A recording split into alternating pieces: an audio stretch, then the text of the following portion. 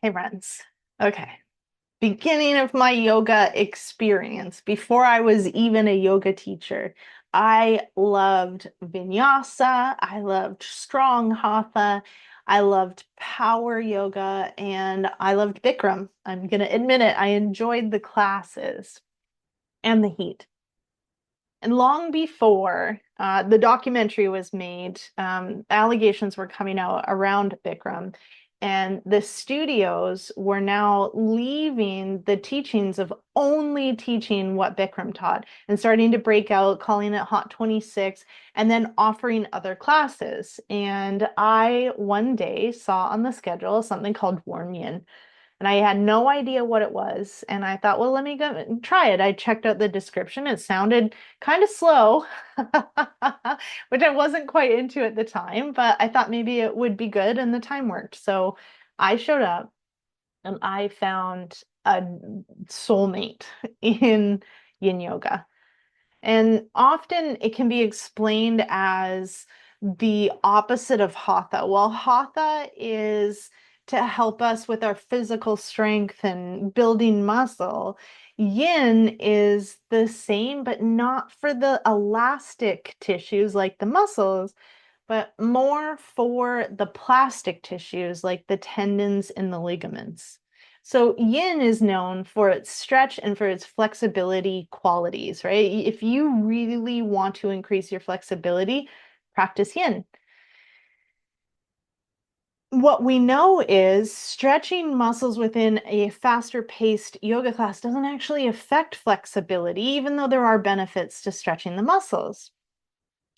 And when we move to injuries, really, you're never really injured in the muscle unless there was a direct like cut or pressure to it. If there's any injuries going on in your body, it's usually at the joint and it's usually because of a plastic tissue. Those plastic tissues have very little blood flow coming to them, while muscles are depicted as like a maroon or a bright red because they're so full of circulation. And so, what happens when there's an injury in the plastic tissues? It takes a very long time to heal, especially if you don't go and get professional help with a physiotherapist and doing the appropriate exercises on your in between appointment days. And I've learned this through experience and also knowledge of the body.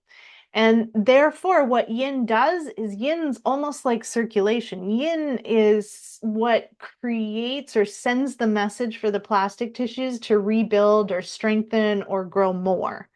And therefore, what it then does is creates optimal health within your joints so that these plastic tissues aren't the weakened areas, but rather where your strength is coming from. Because these plastic tissues I'm talking about are what actually attach your muscles to your bones, attach your bones to one another, and are really important for your own mobility.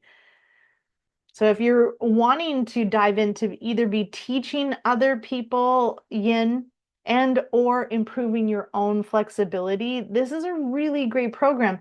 We also go beyond because I love going deeper than just here's how you practice or stretch this. And because so many people take the meridian lines as a way to learn, which you also can, I like to focus on what's happening in the nervous system.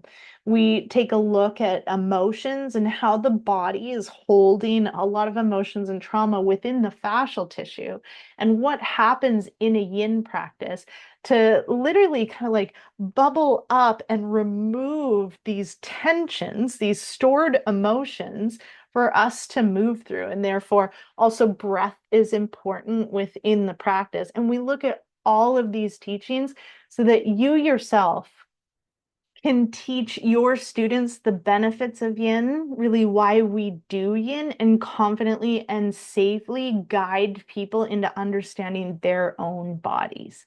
So I look forward to you diving in and learning the physical body on a deeper, more intimate level that's also going to take you through your own journey within the training. So thanks for listening, and I'll see you in there.